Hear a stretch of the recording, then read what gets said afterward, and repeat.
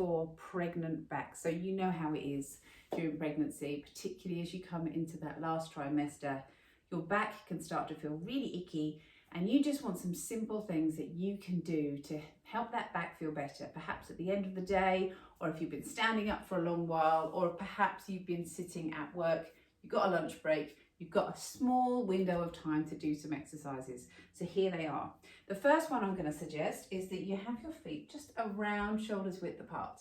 And if you use your hands as a bit of a guide, so during pregnancy, the weight of your baby will just pull you forwards, and can you see what happens to my back? So this gets stuck, all those vertebrae are going to get a bit compressed together. If you bring your hands onto your back, can you see there?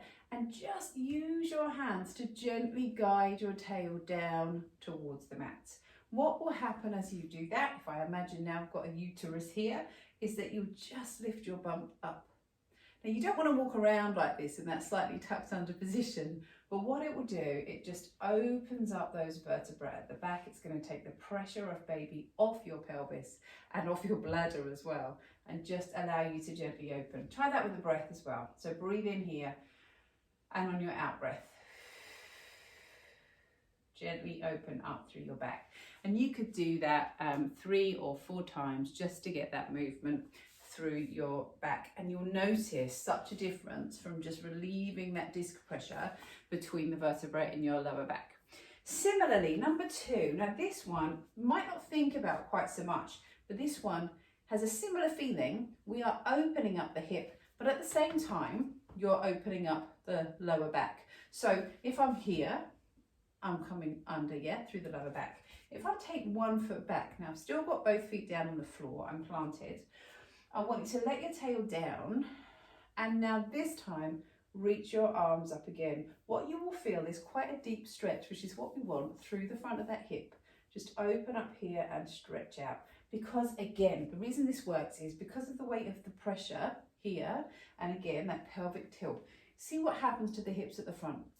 They kind of get tight. If you sit down a lot for work, you're walking around in that position, just exacerbates that tightness, that feeling of tightness. So these stretches here where you just push the foot away, or lift up into a big breath here and come down, and then same thing on the other side.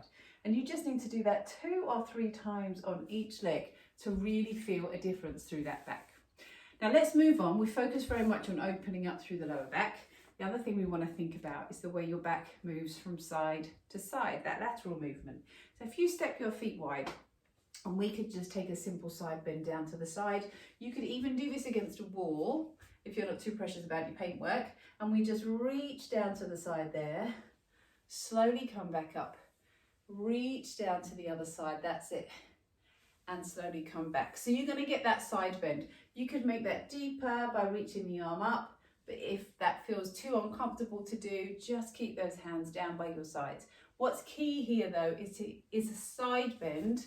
What we don't want is to kind of just bring that back forwards. So that's why that wall can be helpful. And whilst you're against a wall, let's go into number 4, which is more of a twist.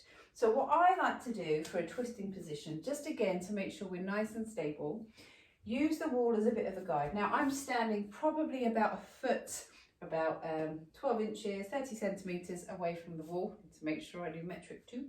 And all I'm going to do is take this hand, reach it behind, and just come across and twist and touch the wall. So you could open up completely if you've got the movement too, but my focus is on turning in towards that wall. So I've got my left foot against the wall and I'm touching my right hand to the wall. And again, you could do that with a breath. Breathe out, come across and back. This works on 2 levels. If I just take it onto the other side. One is getting that rotation through the spine.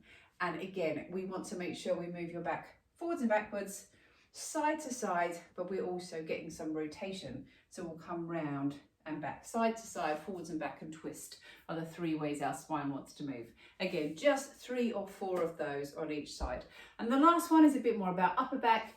So this is great if you've been sat against it in a desk position, kind of forwards here. I want you to bring your hands forwards. This is also lovely post-baby. If you've been breastfeeding, you can just open those ribs up So we breathe out, let the hands come forwards. I always start my classes with this stretch. It just feels so nice to come into class.